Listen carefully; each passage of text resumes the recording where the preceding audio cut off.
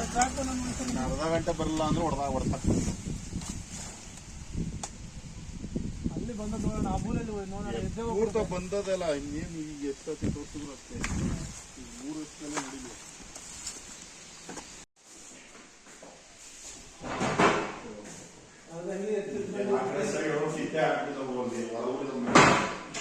ಈ ಒಳಿ ಬಿಡಿಸ್ಕೊಡಿಸಿದ್ದೆ ಅಲ್ಲಿ ಯಾರು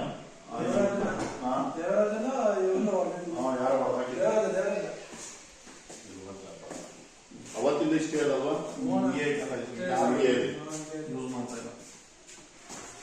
ಪಂಚಾಯತಿ ಮಾಜಿ ಅಧ್ಯಕ್ಷರು ಹಾಲಿ ಸದಸ್ಯರು ಮಂಜುಳಾ ಕುಮಾರ್ ಅಂತ. ನಾವು 2023ರಲ್ಲಿ ಈ ಶಾಲೆ ಈ ತರ ದುರಸ್ತಿ ಆಗೈತೆ ಅಂದಾಗ ಪರಿಶೀಲನೆ ಮಾಡಿ ನಾವು BO ಪಂಚಾಯತಿಯಿಂದ ಒಂದು ಲೆಟರ್ ಹಾಕಿಸಿ BOಗೆ ರೆಫರ್ ಮಾಡಿ ಅಲ್ಲಿಂದ ಅವರಿಂದ ಪರ್ಮಿಷನ್ ತಗೊಂಡು ನಾವು ನಮ್ಮ ರವಿಕುಮಾರ್ ಕಾಂಟ್ರಾಕ್ಟ್ ಅವ್ರಿಗೆ ಇದು ಮಾಡಿದೆ. ಅವತ್ತು ಇದನ್ನ ತೆರವುಗೊಳಿಸಬೇಕು ಅಂತ ಊರು ಗ್ರಾಮಸ್ಥರೆಲ್ಲ ಕೇಳ್ಕೊಂಡಿದ್ರು.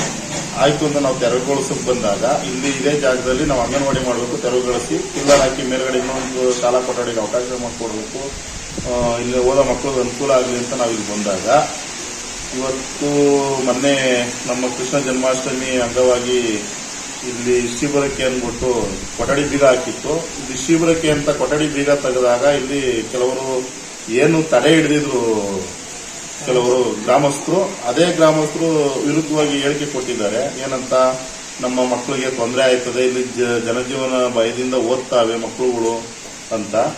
ಹಾಗಾಗಿ ಇಲ್ಲಿ ಕೊಠಡಿ ಬೀಗ ಅವತ್ತು ಹಾಕಿರೋದು ಇವತ್ತೊಂದು ಬೀಗ ತೆಗೆದಿಲ್ಲ. ಮೊನ್ನೆ ಅನವಶ್ಯಕವಾಗಿ ಏನೋ ಉಚಿತ ಶಿಬಿರಕ್ಕೋಸ್ಕರ ಏನೋ ತೆಗೆದಿದ್ರಂತೆ. ಹಂಗಾಗಿ ಮಾಧ್ಯಮದವರು ಅವರು ನೋಡಿ ಈ ತರ ಆಗಿದೆ ಅಂದ್ಬಿಟ್ಟು ಇಲ್ಲಿ ಕೆಲವರು ಏನ್ ತಡೆ ಹಿಡಿದಿದ್ರು ಅವರು ಹೇಳಿಕೆಗೆ ಅವರು ಮಾಧ್ಯಮದವರು ಇದು ಮಾಡಿದ್ದಾರೆ. ಹಾಗಾಗಿ ಇಲ್ಲಿ ಕಟ್ಟಡ ಮಾಡ್ಬೇಕಂತ ಅಂಗನವಾಡಿನ ಬೇರೆ ಕಡೆ ಹೊಸ ಅಂಗನವಾಡಿ ಕಟ್ಟಡ ಮಾಡಿಕೊಟ್ಟಿದ್ದೀವಿ. ಈಗ ಮಾಧ್ಯಮದವರು ಸುದ್ದಿ ಮಾಡಿದ ತಕ್ಷಣ ಬಂದು ನೋಡಿದಾಗ ಏನಪ್ಪಾ ಇದು ವಸತಿ ಅವಾಗೇನೆ ಬಂದು ನಾವು ಇದನ್ನು ತೆರವುಗೊಳಿಸಬೇಕು ಅಂತ ನಾವು ಬಂದು ಇದು ಮಾಡಿದ್ದು. ಈಗ ಅದೇ ವಿರುದ್ಧವಾಗಿ ಹೇಳಿಕೆ ಕೊಟ್ಟವರಲ್ಲ, ಏನಿದು ಅಂದಾಗ ಕೊಟ್ಟವರು ನಮ್ಮವರೇ, ಹೇಳಿಕೆ ವಿರುದ್ಧವಾಗಿ ಮಾಡಿದವರು ನಮ್ಮವರೇ, ಇಲ್ಲಿ ಎಲ್ಲಾನು ನಮ್ಮವರೇ ಅನ್ಕೊಂಡು ನಾವು ಈಗ ಏನಿದಾಗೈತೆ ಈಗ ಅದನ್ನು ತೆರವುಗೊಳಿಸಕ್ಕೆ ನಾನು ರಿಪೋರ್ಟ್ ಹಾಕ್ಸಿದ್ದೀನಿ.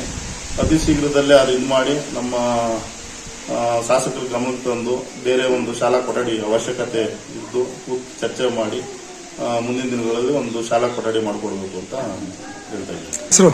ಮಂಜುಳಾ ಕುಮಾರ್ ಅಂತ.